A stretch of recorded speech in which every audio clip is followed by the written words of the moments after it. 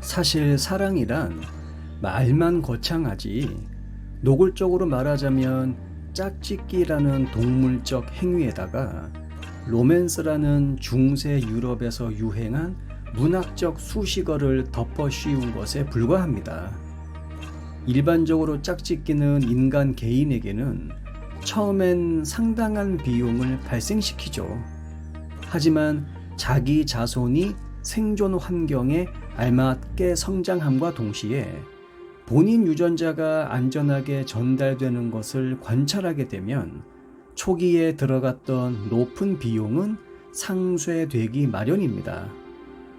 하지만 자기가 원하는 짝과 짝짓기에 성공했다고 해서 끝이 아니죠.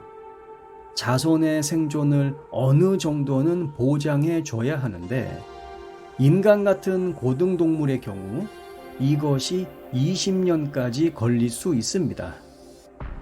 이혼과 관련된 전 지구적 데이터를 보게 되면 결혼 초반에 이혼하게 되는 커플의 경우 평균 결혼 유지 기간이 약 4년 정도 됩니다. 이 4년이라고 하는 숫자가 상당히 중요합니다. 인간이 유아기를 벗어났다고 보는 기간이 4년 정도거든요.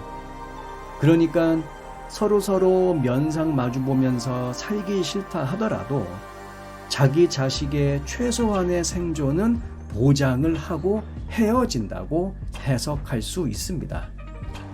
결국 자손이 독립적으로 살 수 있을 때까지는 유대감과 협동심을 형성할 필요가 있고 그래서 일부 일처제라고 하는 제도가 발생했다고 보기도 하죠.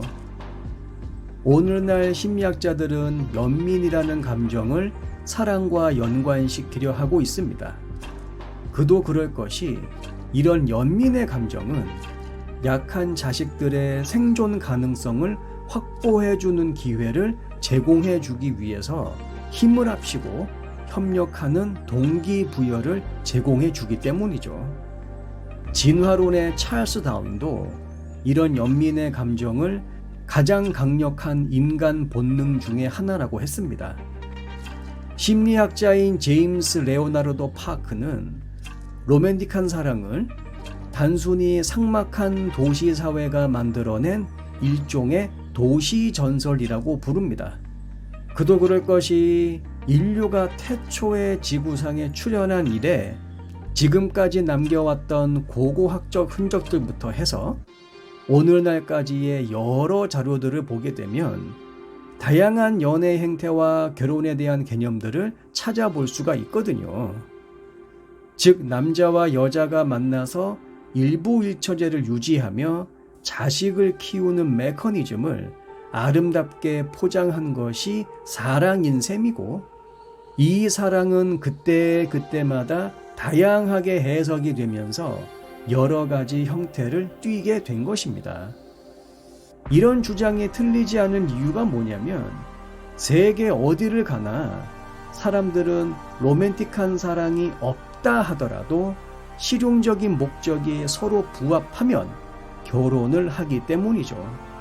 그렇기 때문에 사랑이라고 하는 것은 남자와 여자의 관계를 돈독하게 해서 성공적인 짝짓기를 유발시키고 나아가 자신의 DNA를 후대에 남기기 위한 중세 프랑스 문학가들이 만들어 놓은 발명품이라고 보는 전문가들의 견해가 정말 타당하다고 생각될 수가 있죠. 하지만 이런 로맨틱한 사랑이 가지고 있는 실용적인 목적은 사랑의 또 다른 면, 그러니까 사회적으로 받아들여질 수 있는 유일한 광기의 현상으로서의 로맨틱한 사랑을 설명하기에는 한계가 있어 보입니다. 오히려 유행가 가사 속에 나오는 사랑의 메시지가 사랑이란 무엇인가에 대한 답에 가장 근접해 있다고 보여질 수도 있죠. 긴 영상 끝까지 시청해 주셔서 감사합니다. 영상 내용이 도움이 되셨다면 구독과 좋아요를 눌러주세요.